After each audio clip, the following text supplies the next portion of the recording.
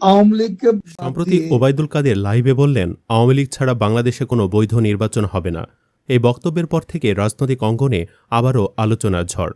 অনেকে লক্ষ্য করেছেন, এতদিন গা ঢাকা দিয়ে থাকা আওয়ামী লীগের নেতাকর্মীরা এখন আবার প্রকাশ্যে আসছেন। এতে স্বাভাবিকভাবেই মানুষের মনে প্রশ্ন জেগেছে, তাহলে কি আওয়ামী লীগ আবারও ফিরতে যাচ্ছে? আর ফিরলেও কতটা সময় লাগবে? আদৌ কি ফিরে আসা সম্ভব? আর হলেও কিভাবে? আপনারা জানেন, ১৯৯৬ সালে আওয়ামী লীগ ক্ষমতায় আসে রাজনৈতিক স্থিতিশীলতা ও গণতন্ত্রের প্রত্যাশা থেকে। আবার ২০০৮ সালে দলটি ফিরে আসে দীর্ঘ অনিশ্চয়তার পর উন্নয়নের এক নতুন বার্তা নিয়ে। ইতিহাস বলছে, বিশৃঙ্খলা ও নেতৃত্ব সংকটের সময় জনগণ বিকল্প শক্তি খোঁজে, আর সেখানে আওয়ামী লীগ বারবার ফিরে এসেছে। তাই আজকের ভিডিওতে আমরা আলোচনা করব ঠিক কোন ৫টি সিগন্যাল বা ইঙ্গিত আমাদের জানাচ্ছে যে আওয়ামী লীগ আবারও ফিরে আসতে পারে। তো চলুন বন্ধুরা, আর দেরি না করে ভিডিওটি শুরু করি। তবে তার আগে অনুরোধ রইল, ভিডিওটিতে একটি লাইক দিয়ে শুরু থেকে শেষ পর্যন্ত দেখবেন।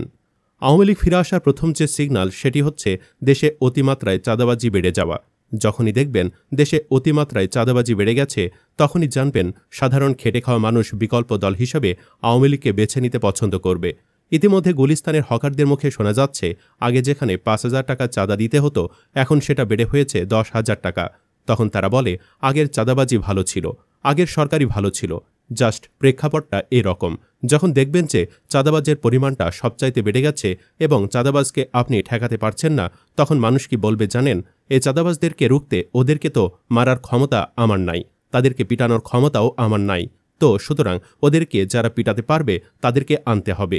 এই প্রশ্নটা যখন মানুষের মধ্যে চলে আসবে, তখন দেখবেন যে আওয়ামী লীগ কামব্যাক করার সম্ভাবনা বেড়ে যাবে।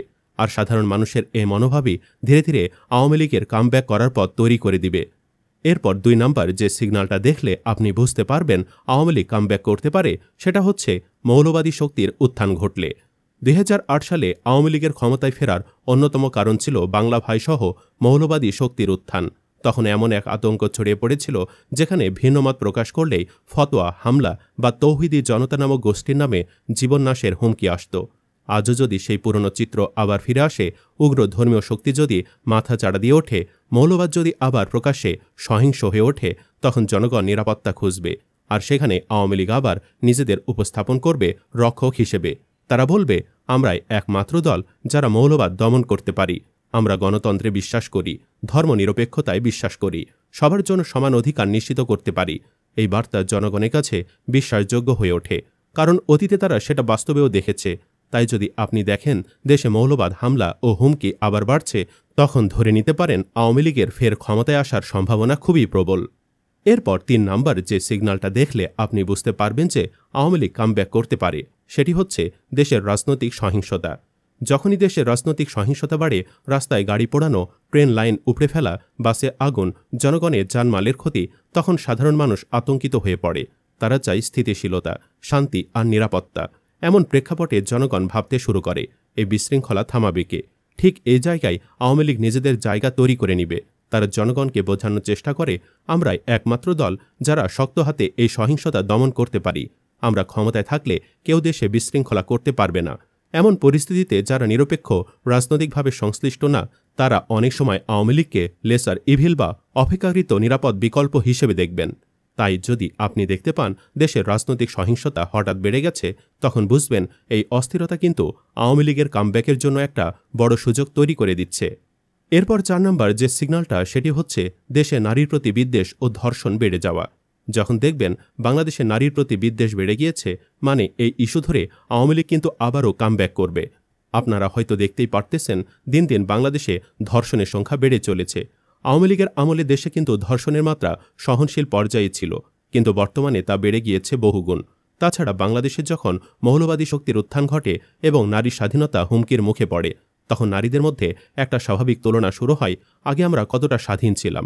ইতিমধ্যে আমরা দেখেছি নারী ফুটবল দলের ওপর হামলা, সংবাদ সম্মেলনে নারীদের নিষিদ্ধ, এমনকি পোশাক নিয়েও নির্দেশনা। এসব ঘটনা নারীদের মনে আশঙ্কা তৈরি করে। তারা বুঝতে পারে তাদের অধিকার ও স্বাধীনতা হুমকির মুখে। এই প্রেক্ষাপটে অনেক নারী মনে করতে শুরু করছে, আওয়ামী লীগের সময় তারা স্বাধীনভাবে চলাফেরা করতে পারত, খেলাধুলা করতে পারত, চাকরি বাণিজ্যে অংশ নিতে পারত।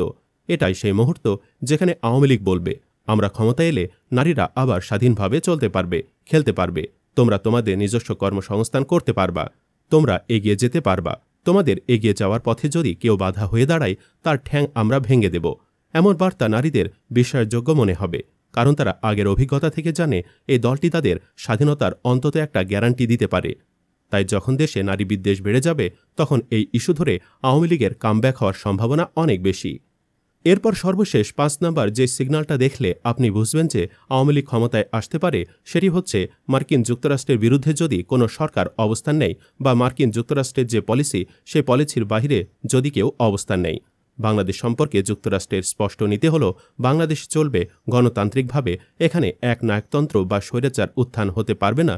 দ্বিতীয়ত, এখানে মৌলবাদ শক্তি উত্থান হতে পারবে না। যে সরকার এই নীতির বাহিরে হাঁটতে শুরু করবে, চাই সে যে দলই হোক না কেন, যুক্তরাষ্ট্র ও তার মিত্ররা চুপচাপ কিন্তু কার্যকর ভূমিকা নিতে শুরু করবে। তারা প্রকাশ্যে কিছু বলবে না, কিন্তু ভেতরে ভেতরে সরকার পরিবর্তনের পথ তৈরি করে দিবে। শেখ হাসিনা নিজেই একাধিকবার বলেছেন, আমার পতনের পেছনে যুক্তরাষ্ট্র দায়ী।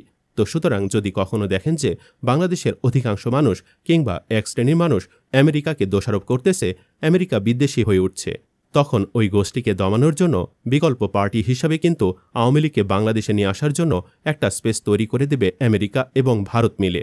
তো সুতরাং যদি কখনো দেখেন যে সরকার আমেরিকার যে পলিসি এই পলিসির বাইরে যাচ্ছে, তাহলে বুঝবেন যে ইনস্ট্যান্ট যে সরকার আছে এই সরকার আর বেশি দিন থাকবে না।